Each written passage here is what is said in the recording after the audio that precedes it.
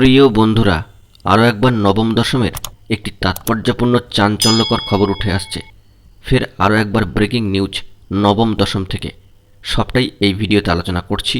অবশ্যই ভিডিওটিকে শেষ পর্যন্ত দেখার প্রয়োজনীয়তা রয়েছে এবং বন্ধুরা চ্যানেলটিকে এখনই সাবস্ক্রাইব করে সঙ্গে থাকুন। বন্ধুরা, নবম দশমের ক্ষেত্রে অভিযোগ যেন পিছুই ছাড়ছে না। চাকরি প্রার্থীরা হচ্ছেন ক্ষুব্ধ। এক যাত্রায় পৃথক ফল হলেও বৈষম্যমূলক আচরণ করা হচ্ছে, এরকমই অভিযোগ কিন্তু জানানো হচ্ছে। জানাচ্ছেন চাকরি পদপ্রার্থীরা।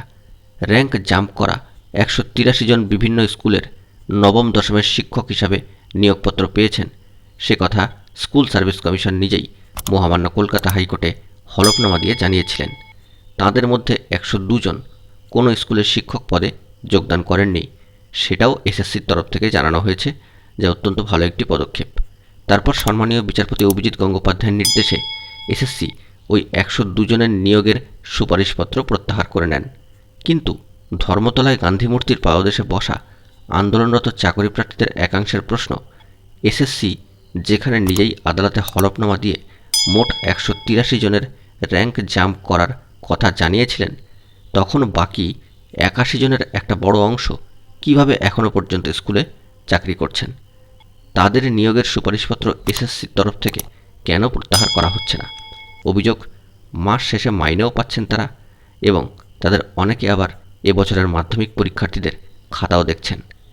গত নভেম্বর ডিসেম্বরে মহামান্য কলকাতা হাইকোর্টের নির্দেশে বিদ্যালয় পরিদর্শকদের অর্থাৎ ডিআই মাধ্যমে কমিশন খোঁজ নিয়ে জানেন যে স্কুলের শিক্ষক পদে 102 জন যোগদান করেননি। মহামান্য আদালতের নির্দেশে এসএসসি তাদের 17 নম্বর ধারা প্রয়োগ করে 102 জনের নিয়োগের সুপারিশপত্র প্রত্যাহার করে নেন। পদগুলি ফাঁকা হয়ে যায়। 65 জনকে নিয়োগ কাউন্সেলিংয়ে ডাকা হয়েছিল, যদিও তাদের মধ্যে 14 জন হাজির হননি।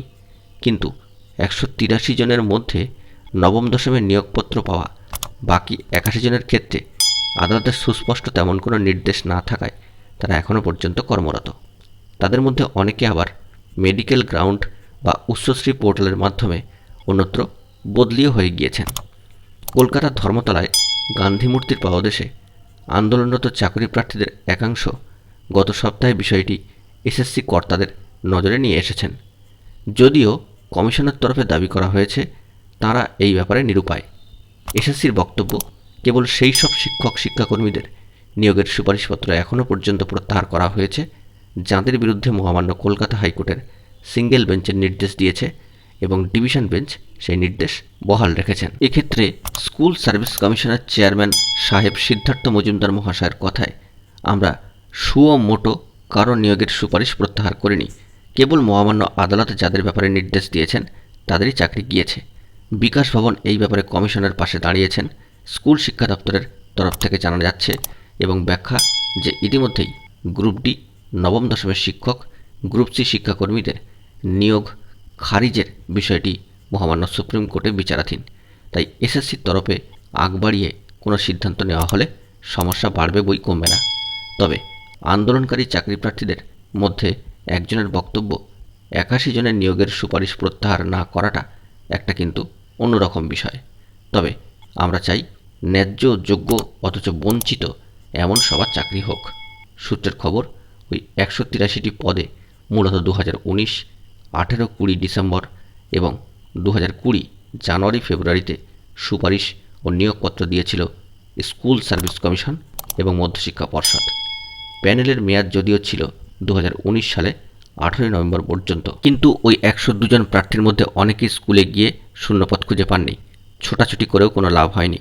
এই টানাপোড়েনের মধ্যেই করোনার সংক্রমণ বৃদ্ধিতে 2020 22শে মার্চ জনতা কারফিউ এবং 25শে মার্চ লকডাউন শুরু হয়ে যায়। আপাতত নবম দশম বিষয়ে এই গুরুত্বপূর্ণ খবরটি উঠে আসলো সামাজিক গণমাধ্যম সূত্রে। বন্ধুরা, এখন এটুকুই। সকলে ভালো থাকবেন এবং চ্যানেলটিকে অবশ্যই এখনই সাবস্ক্রাইব করে সঙ্গে থাকবেন। ধন্যবাদ।